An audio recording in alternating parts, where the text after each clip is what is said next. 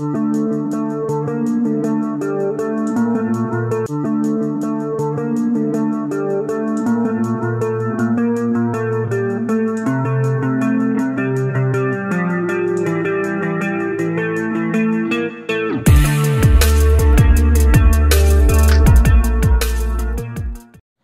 2, Bab 20, Takdir. Keesokan harinya, ART yang telah diperintahkan Koko telah sampai di minimarket yang ada di dekat mansion. Dia pun telah membawa beberapa yang dibutuhkan Koko. Dari rambut Zelin dan juga rambut Zaya telah dibawanya. Wanita itu terus memperhatikan keadaan di minimarket. Dia khawatir ada yang mengikutinya. Hatinya pun tak tenang menunggu Koko hadir. Dan saat menunggu selama 15 menit, akhirnya Koko datang. Koko pun buru-buru menghampiri wanita itu. "Apa kamu sudah membawa yang aku suruh?" tanyanya sembari memperhatikan keadaan sekitar. "Ini tuan." ART menyerahkan 2 kantong plastik ke hadapan Koko. "Yang ini rambut Nona Zelin dan yang satu ini rambut Zaya," jelas si ART sembari menunjuk ke arah 2 kantong plastik itu. Koko segera mengambil kantong itu, lalu dia pun segera memberikan 1 buah amplop. "Terima kasih Tuan Koko," ujarnya. "Kalau boleh tahu, mau diapakan rambut itu?"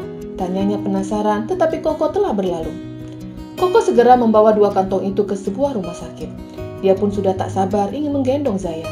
Sampainya di sana, dia segera menyerahkan kantong itu kepada seorang pihak laboratorium kenalannya. "Kapan aku dapat hasilnya?" tanyanya. 2 jam, sahut si pihak laboratorium. Dia pun lantas pergi meninggalkan rumah sakit itu. Bukan kembali ke restoran, melainkan ke sebuah toko pakaian anak-anak. Dia membeli banyak pakaian untuk anaknya Zaya. Dia sangat yakin 100% kalau bayi cantik itu adalah darah dagingnya. Maka untuk menyambut kehadiran malaikat kecil itu, dia membeli keperluan anaknya. Bahkan bukan hanya pakaian, tempat tidur pun juga dibelikannya. Dia yakin lambat laun Zelin akan menerimanya. Apalagi jika bukti itu sudah dimilikinya, pasti akan membuat Zelin mau menerimanya. "Antarkan ini semua ke restoran." Koko menyebutkan nama restorannya. Setelah itu dia pun melirik jam tangannya, yang tanpa dia sadari, waktunya berbelanja hampir 2 jam. Dia pun segera ke rumah sakit untuk mengambil hasil pemeriksaan DNA untuk Zaya. Selama dalam perjalanan ke rumah sakit, Koko terus menyunggingkan senyuman. "Zaya, anak papa," gumamnya dengan hati yang gembira. Sampailah Koko di rumah sakit itu.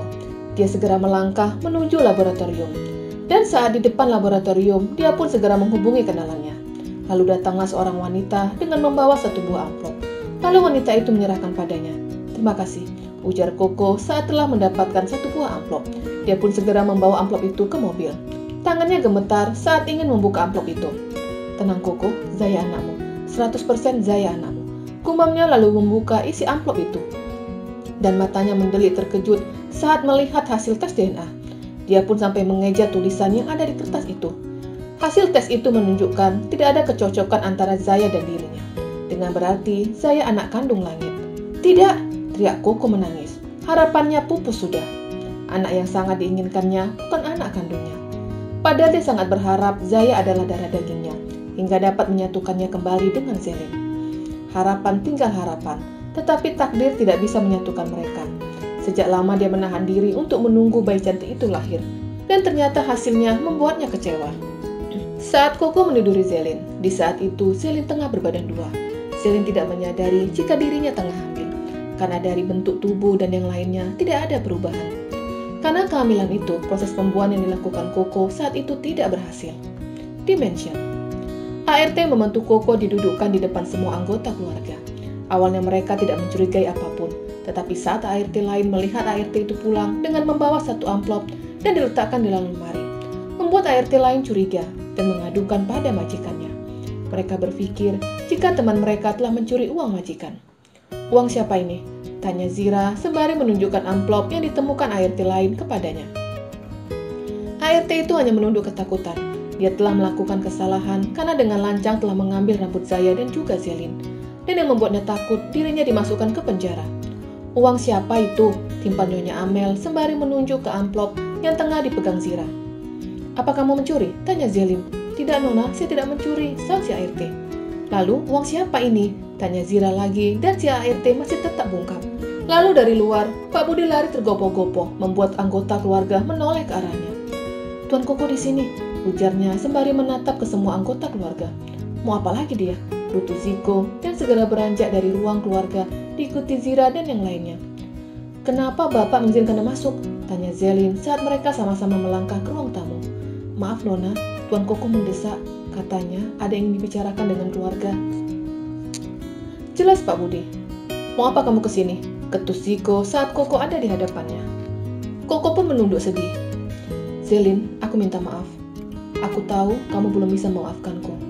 Perbuatanku sangat tidak bisa dimaafkan. Aku berpikir dapat mendapatkanmu kembali. Tetapi sepertinya takdir kita tidak bersama," ujarnya sedih. Zelin dan yang lainnya saling bertukar pandang. Mereka tidak tahu apakah permintaan maaf Koko dari hati yang paling dalam atau hanya bualan belaka. "Dan untuk semuanya, Mama, Tuan Ziko, dan Nona Zira, saya mohon maaf," ujarnya dengan kepala tertunduk. "Mulai hari ini, saya berjanji tidak akan pernah menampakkan wajah saya di depan Zelin," ujarnya lalu mengulurkan kertas ke Ziko. "Saya akan pergi sejauh-jauhnya dari hadapan kalian semua," ujarnya lagi, masih mengulurkan kertas ke Ziko. "Ambil," bisik Zira.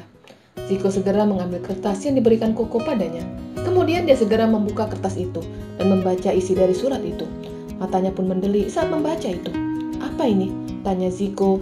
Lalu Ziko mengulurkan kertas itu ke istrinya. Zira pun terkejut saat membaca surat itu. Lalu Zira menyerahkan ke Zelin. Zelin membaca isi dari kertas itu. Air matanya langsung menetes saat melihat hasil tes DNA itu. Dia lega saat mengetahui kalau Zaya anaknya Langit. Tetapi dia sedih karena Langit tidak melihat itu semua. "Aku bukan ayah biologis Zaya. Aku hanya pecundang. Aku minta maaf karena aku telah membuat rumah tanggamu dengan Langit hancur. Tuhan tidak mentakdirkan kita bersama," ujar Koko menangis. Zelin pun semakin terisak. Penyesalan selalu datang terlambat. Di saat Langit pergi, ketika itu Koko baru menyesali perbuatannya. Kehadiran Zaya seperti hidayah untuk Koko. Dia harus mundur teratur karena malaikat kecil itu. Tidak ada yang bisa dilakukan Koko selain menjauh. Dia pun segera berlalu dari mansion. Bahkan dia berencana menjual restorannya. Semua karena ingin melupakan Zelin. Wanita yang dicintainya tetapi tidak bisa dimilikinya. Sekuat dan sekeras apapun dia berusaha untuk menjadikan Zelin istrinya, tidak akan bisa. Itu semua karena kehadiran Zaya. Dia pun tidak akan bisa berhadapan dengan Zaya saat mengetahui kalau Zaya bukan darah dagingnya. Seperti itulah yang dibayangkan Langit, dan sekarang mulai dibayangkannya. 4 tahun kemudian, Zaya telah bertumbuh menjadi gadis cilik yang menggemaskan, dan usianya pun hampir memasuki 4 tahun. Semua kasih sayang tercurahkan untuknya. Dia tidak merasa kekurangan kasih sayang, karena semua keluarga sangat menyayanginya. Tetapi hari ini sepulang sekolah, gadis cilik itu pulang dengan wajah yang murung. "Ada apa sayang?" tanya Zelin saat mereka telah berada di mobil. "Mama, semua temanku selalu diantar sama papanya. Kenapa aku tidak?" tanyanya, dan itu membuat Zelin menoleh ke anaknya. Selama 4 tahun hubungan pernikahannya dengan Langit tidak jelas. Langit tidak mengajukan gugatan cerai padanya. Begitupun dia juga tidak ingin menggugat Langit. Itu semua karena mereka masih saling mencintai. Zelin pun hanya diam. Dia tidak bisa menjelaskan kemana suaminya. "Mama," Zaya mengguncang lengan Zelin. "Saya mau es krim," tawar Zelin mengalihkan pembicaraan. "Mau," teriak Zaya kegirangan. Kemudian Zelin segera melajukan mobilnya. Dia pun melirik anaknya yang terlihat kegirangan. Bahkan untuk melupakan pertanyaan itu, Zelin sengaja memutar lagu favorit anaknya. Sontak saja membuat Zaya ikut bernyanyi, sembari menggerakkan kepalanya ke kanan dan ke kiri. "Maaf Zaya, Mama belum bisa menjelaskan pada Zaya. Suatu saat, Mama akan menjelaskan pada Zaya," batin Zelin. Zelin membawa anaknya ke sebuah pusat perbelanjaan terbesar di kota itu. Dia menyenangkan anaknya dengan menuruti semua keinginan Zaya. Saat anaknya ingin bermain di sebuah wahana bermain, maka diturutinya. Semua itu sebagai bentuk kasih sayangnya pada Zaya. Dan tidak terasa waktu bermain mereka sampai 3 jam. "Zaya, ayo kita pulang," ajak Zelin yang tidak ingin anaknya kelelahan. "Mami, teman-temanku sudah ulang tahun. Aku kapan?" tanyanya saat tangannya digandeng Zelin keluar dari tempat itu. Apa Zaya menginginkan sesuatu? Apa Mama bisa memberikanku seorang papa? Jantung Zelin langsung berdebar saat mendengarkan permintaan anaknya. Permintaan yang sangat sederhana, tetapi sangat berharga untuk anaknya. "Bisa, Mi?" tanyanya lagi sembari mengguncang tangan Zelin. "Bagaimana kalau ulang tahun kali ini kita adakan di Disneyland yang ada di luar negeri?" ajak Zelin. "Mau!" teriak Zaya kegirangan. Beberapa hari sebelum ulang tahun Zaya, keluarga mulai berangkat ke bandara. Mereka akan terbang ke negara Eropa menggunakan pesawat jet milik Ziko. Semua ikut dalam perjalanan kali ini. Karena ulang tahun Zaya bertepatan dengan liburnya anak sekolah, hingga Triple Z ikut serta dalam liburan kali ini. Zelin, sepertinya kamu harus segera mengajukan gugatan pada langit, ujar Zico yang memperhatikan keponakannya sedang melihat awan. Tatapan Zelin beralih ke arah kakaknya. Sepertinya yang diucapkan Zico benar, timpal Zira. Sudah saatnya kamu menggugat langit. Zaya membutuhkan figur seorang bapak. Memang ada Zico yang selalu dipanggilnya papa. Tetapi lambat laun, dia pun akan mengerti kalau Zico adalah omnya, jelas Zira. Mama setuju, timpal Nyonya Amel. Jangan menunggu langit menggugatmu. Kamu dan Zaya berhak bahagia, ujar Nyonya Amel. Temukan pria yang kamu cintai. Aku hanya mencintai satu pria, Ma, dan itu langit. Batin Zelin. Keesokan harinya, pesawat jet mendarat di Bandara Internasional John F. Kennedy, tepat jam 4 pagi. Saat itu Amerika sedang mengalami musim dingin, membuat semua anggota keluarga menggigil. Mama dingin, rengek Zaya. Iya sayang, sahut Zelin sembari memakaikan anaknya topi dan juga syal serta kot. Setelah itu mereka segera turun dari pesawat, dan di bawah telah ada 2 buah mobil yang sedang menunggu mereka. Mobil itu akan mengantarkan mereka ke sebuah hotel. Dan saat mobil mulai melaju, Zaya terus memperhatikan keadaan di luar. Dia pun menikmati keindahan negara itu. Mama, kapan kita akan pergi ke Disneyland? Tanyanya. Besok sayang, sekarang kita istirahat dulu di hotel. Sampailah mereka di hotel. Zico telah membooking 4 kamar hotel untuk keluarganya. Zelin 1 kamar dengan Zaya, Zain dan Zahir 1 kamar, Zahira 1 kamar dengan Nyonya Amel, dan 1 kamar lagi untuk Zico dan Zira. Sesampai di kamar hotel, Zelin segera membaringkan tubuhnya, memanfaatkan waktunya untuk tidur sejenak.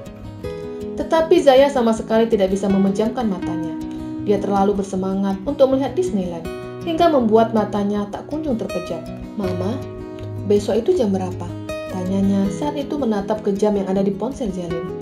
Tetapi karena kelelahan, Zelin tidak menjawab ucapan anaknya. Dia pun telah sampai di alam mimpi. Melihat Zelin tengah tertidur, gadis kecil itu segera beranjak dari tempat tidur. Tangan mungilnya segera menggerakkan handle pintu. Tetapi pintu tidak terbuka karena ada slot di atas pintu.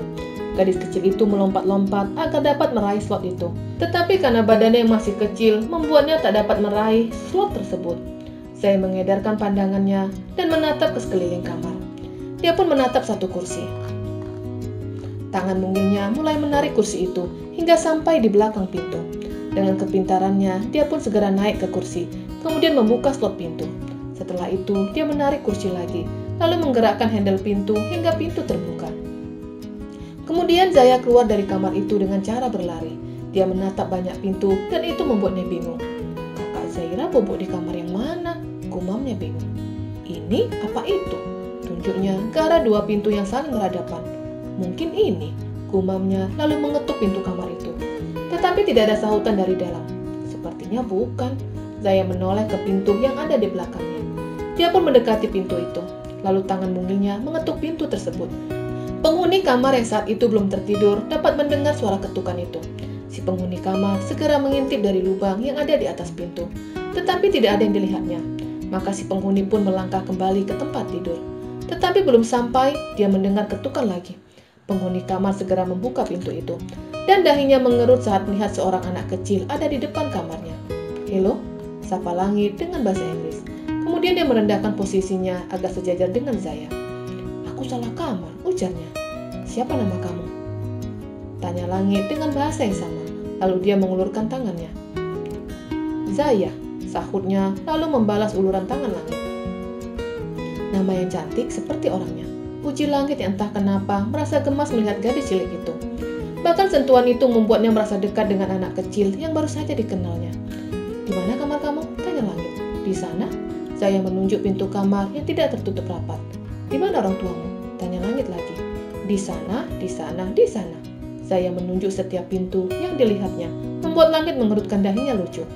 Kenapa kamu keluar kamar? Aku mencari kakakku. Sebaiknya jangan keluar kamar tanpa pengawasan orang tuamu, ujar langit. Ayo kembali ke kamarmu, ajak langit, lalu mengulurkan tangannya ke gadis kecil itu. Saya pun menyambut uluran tangan itu. Lalu mereka melangkah bersama-sama menuju pintu kamar yang masih terbuka sedikit. Saat tangan Zaya dan langit saling bertautan, sontak membuat Zelin terbangun. Zaya, gumamnya, dan menoleh ke sampingnya. Zaya, Zelin mulai panik. Dia segera mencari anaknya di kamar mandi. Zaya, teriaknya, dan melihat ada kursi di belakang pintu. Dia pun segera menggeser pintu itu. "Zaya!" teriak Zelin lalu membuka pintu dan matanya langit bertemu. Mereka berdua terdiam beberapa saat. Bahkan mulut keduanya menganga terkejut. "Mama," ujar Zaya lalu memeluk Zelin. "Zelin?" ujar Langit dan melirik gadis kecil yang tengah memeluk paha Zelin. "Zaya, masuk," titah Zelin dan menarik tangan anaknya untuk masuk. "Zelin," Langit menahan pintu kamar itu. "Jangan salahkan Zaya."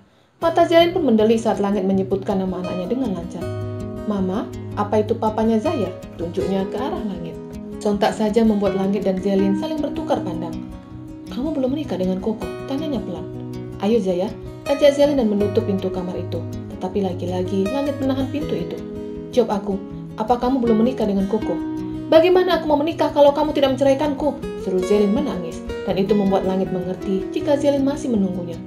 "Kenapa mama menangis?" tanya Zaya bingung. "Zaya, tidur," titah Zelin. Anak kecil itu segera naik ke atas tempat tidur. "Maafkan semua perbuatanku padamu. Aku pergi karena ingin melupakanmu. Tetapi sampai detik ini, aku pun belum bisa melupakanmu," ujarnya jujur membuat Zelin pun terisak. "Aku masih mencintaimu. Aku tidak tahu harus melakukan apa. Semakin aku menjauh, semakin aku ingin memilikimu. Apa pertemuan ini sebuah takdir untuk kita?" ujar Langit dan membuat Zelin terus saja terisak. "Maaf, kalau aku membuatmu terus menangis. Maaf karena aku pergi tanpa pamit. Maafkan aku yang telah menghilang cukup lama," ujar Langit. Kemudian dia pun berbalik dengan melangkah ke kamarnya.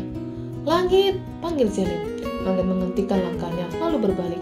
"Jangan pergi lagi, aku masih mencintaimu," ujar Zelin lalu merentangkan kedua tangannya. Langit pun berlari dan memeluk istri yang selama ini ditelantarkannya. "Aku sangat mencintaimu," ujar Langit sembari mengecup dahi istrinya. "Maafkan aku yang tidak bisa menerima Zaya. Tetapi aku berjanji, mulai hari ini aku akan menerimanya. Aku akan menganggap Zaya seperti anakku sendiri." "Dia anakmu, dia anak kita," ujar Zelin menangis terisak di dalam pelukan suaminya. "Apa itu benar?" tanya Langit dan melepaskan pelukan itu. Dia pun membingkai wajah istrinya, lalu Zelin mengangguk. Kemudian Langit segera masuk ke dalam kamar itu dan melihat gadis cilik itu tengah memejamkan matanya. "Halo Putri Zaya," sapa Langit. Dia pun duduk di pinggir tempat tidur dan menatap malaikat kecil yang sangat cantik. Gadis cilik itu membuka matanya, lalu menatap pria yang tadi masih ada di kamarnya. "Kenapa Om menangis?" tanyanya. "Anakku," Langit langsung memeluk Zaya dengan erat. Air matanya pun menetes. Dia merasa berdosa karena perbuatannya dan merasa bersyukur karena Zelin masih menunggunya. Epilog. Setelah pertemuan itu, Zelin pun memutuskan menetap di luar negeri bersama dengan suaminya dan putri tercinta mereka. Dia akan tetap mengikuti suaminya kemanapun Langit pergi. Bahkan 3 bulan menetap di luar negeri, Zelin pun kembali hamil. Sementara itu, Koko telah membuka sebuah restoran di negara Perancis. Dia pun lambat laun telah melupakan Zelin. Dia mulai membuka dirinya untuk gadis lain, dan takdir mempertemukannya kembali dengan Sira. Gadis belia yang dulu masih terlalu kecil di matanya, sekarang telah terlihat lebih dewasa dan semakin cantik. Apakah takdir akan menyatukan mereka? Tamat.